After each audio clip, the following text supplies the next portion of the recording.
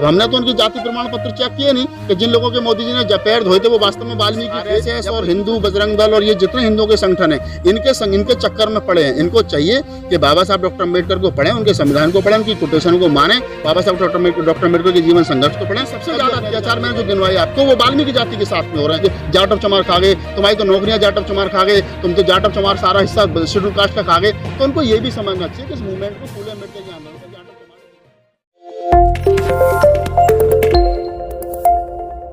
तो दलितों को निशाना बनाया जा रहा है। 2022 को लेकर क्या और भी निशाने पर आ सकते हैं दलित लोग? देखिए, पहले तो हमको ये चीज़ समझ लेनी चाहिए। अभी चाहे तो आगरा में जो अरुण वाल्मीकि वाला मामला है जिसकी हत्या कर दी गई थाने में, हमको एक चीज़ डीपली जाकर के सोचनी चाहिए। जितने हम एक्टिविस्ट हैं, चाहे पत्रकार हैं, चाहे अभिवक्ता हैं, चाहे जो लोग सोशल क्षेत्र प्लेटफॉर्म पे काम कर रहे हैं, उनको ये चीज़ समझनी चाहिए कि पिछले 4-5 साल में दलित कम्युनिटी में किन लोगों की हत्याएं ज़्यादा हुई हैं, किन बच्चियों के साथ में ज़्यादा एट्रोसिटी हुई है। तो ये हमको समझना चाहिए। मैं 4-5 उदाहरण आपको बता देता हूँ। 2017 में एक घटना घटी बुलंदशहर के कतियावली गांव में। कतियावली में एक वाल्मीकि समाज की बेटी के साथ में सामूहिक बलात्कार किया सवर्णों ने। उनके घरों में आग लगा दी, उनके मवेशियों में आग लगा दी। आग लगाने वाले कौन थे? सवर्ण थे, ब्राह्मण थे। मरने वाली या जिस बच्ची के साथ में शोषण हुआ, जिस बच्ची के साथ में गैंगरेप हुआ, वो कौन थी? वो वाल्मीकि समाज की थी। पहला मामला आया। उसके थोड़े से दिन के बाद में बुलंदशहर डिस्ट्रिक्ट में एक गर्भवती महिला को, वाल्मीकि समाज की महिला को, सिर्फ ठाकुरों ने इसलिए मार दिया कि उसका जो टोकरा था, जब वो कूड़ा उठा करके आ रही थी, वो एक ठाकुर के दामन से छू गया था। तो ठाकुरों ने डंडों से उसकी इतनी पिटाई की, वो गर्भवती थी कि उसकी हत्या हो गई। 2 मामले वाल्मीकि हो गए। और मनीषा वाल्मीकि वाला मामला पूरे देश में आप देखेंगे कि मनीषा वाल्मीकि की किस प्रकार से सवर्ण ठाकुरों ने उसके साथ में बलात्कार किया, फिर उसकी पिटाई की, फिर उसकी हत्या हुई, फिर रात के अंधेरे में उसकी डेड बॉडी को जला दिया गया। तीसरा मामला। चौथा मामला आप देखेंगे दिल्ली के कैंट में एक 9 वर्षीय वाल्मीकि दिल्ली कैंट में नागल गांव में वाल्मीकि समाज की बच्ची के साथ में पहले रेप किया गया, फिर उसको जला करके मार दिया गया।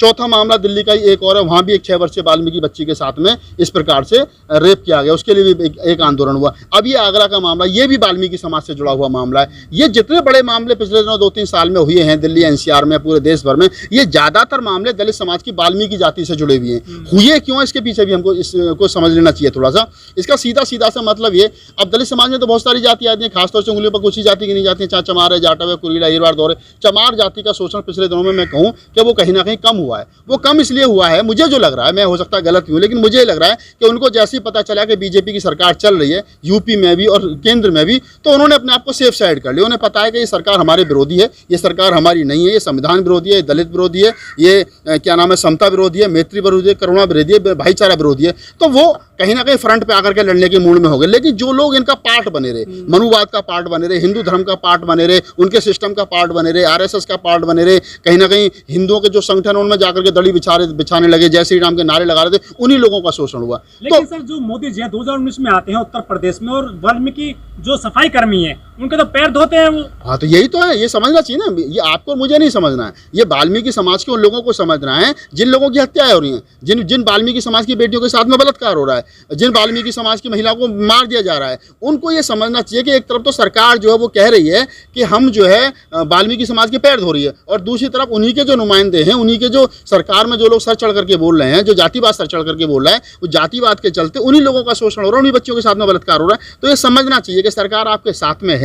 पैर धोकर के ऐसा तो नहीं है कि आपके पैर खींचने का काम कर रही है। पैर धोना, हमें पैर थोड़ी धुलवाने, हमें तो अपने अधिकार चाहिए। भाई पैर धुलवा के हमने क्या करना है? हमें तो नौकरी दो, रोजगार दो, हमें क्या नाम है, समाज के अंदर बराबरी का मान सम्मान दो। हमें तो मान सम्मान चाहिए, पैर धुलवा के क्या करना है? अब हमने तो उनके जाति प्रमाण पत्र चेक किए नहीं कि जिन लोगों के मोदी जी ने पैर धोए थे वो वास्तव में वाल्मीकि थे या कोई दूसरे थे। सफाई कर्मचारी तो कोई भी हो सकता है, सफाई कर्मचारी तो ब्राह्मण भी हो सकता है। तो सफाई कर्मचारी के पैर धोना और वाल्मीकि समाज के पैर धोना, दोनों में जमीन आसमान का फर्क है। सर, जो गटर होता है गंदगी का, वहाँ भी दलित वाल्मीकि मर जाता है, पुलिस कस्टडी में भी दलित मरता है। मोदी जी पैर धोने चले जाते हैं, उनको कोई अधिकार तो मिल नहीं रहे हैं। मैंने वही कहा ना कि पैर धोना, हमारा पैर धुलवाना वाल्मीकि समाज का उद्देश्य ही नहीं होना चाहिए।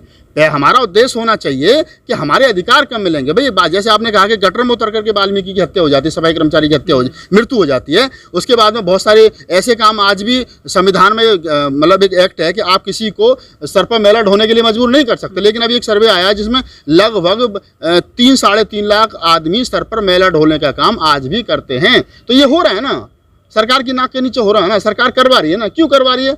जब आदमी जो अपने सर पर एक दूसरे आदमी की गंदगी लेकर के घर से निकलता है और दूसरी जगह डालने के लिए जाता है तो उसका मनोबल अपने अप डाउन हो जाता है। तो ये जो मनोबल डाउन करने का काम सरकार कर रही है, जो जबरदस्ती मैला उठवाने का काम कर रही है, मैला ढुलवाने का काम कर रही है, ये सरकार कहीं ना कहीं दलित विरोधी है।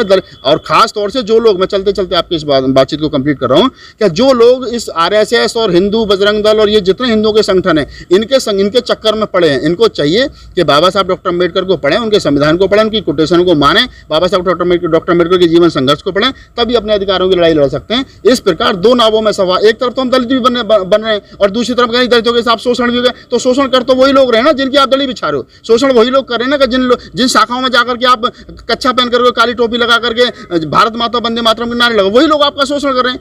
आज की तारीख में अगर मैं दलित समाज की बात करूं तो मैं एक चीज और बता दूं चलते चलते आपको, कि भारत सरकार ने 2 आयोग बना रखे हैं। एक SC आयोग बना रखा है, SC ST आयोग बना रखा है, एक सफाई कर्मचारी आयोग बना रखा है। इसका मतलब उसने भी वाल्मीकि समाज को SC ST से अलग रखा है। और जबकि सबसे ज्यादा अत्याचार मैंने जो गिनवाए आपको वो वाल्मीकि जाति के साथ में हो रहे हैं। वो जो सफाई आयोग है, सफाई कर्मचारी आयोग है, SC ST आयोग अलग है, सफाई कर्मचारी आयोग अलग है। तो हमको ये समझ लेना चाहिए कि जिस पर सबसे ज्यादा वाल्मीकि समाज को RSS ने बरगला दिया, वाल्मीकि समाज को, अरे तुम्हारा तो अधिकार जाट ऑफ चमार खा गए, तुम्हारी तो नौकरियां जाट ऑफ चमार खा गए, तुम तो जाट ऑफ चमार सारा हिस्सा शेड्यूल कास्ट का खा गए। तो उनको ये भी समझना चाहिए कि इस मूवमेंट को, फूले अम्बेडकर आंदोलन को जाट ऑफ चमार ने जिंदा रखा है, इसलिए वो पहले तो पहले आए। हम तो कह रहे हैं कि वाल्मीकि हमारा छोटा भाई है, वो आए हमारे साथ कंधे से कंधा मिलाकर के काम करे, इस फूले अम्बेडकर आंदोलन में बढ़ चढ़ करके हिस्सा ले। लेकिन वो आका रहा है, कुछ एक लोग हैं जो वाल्मीकि समाज के हमारे साथ काम कर रहे हैं। अभी भी ज्यादातर लोगों से देखो तो वो हाथ में काले पीले धागे बांध करके मंदिरों में घंटी बजाने का काम कर रहे हैं, और वो कहीं ना कहीं उन्हीं की उसी व्यवस्था को मजबूत करने का काम कर रहे हैं जो व्यवस्था उनका शोषण कर रही है।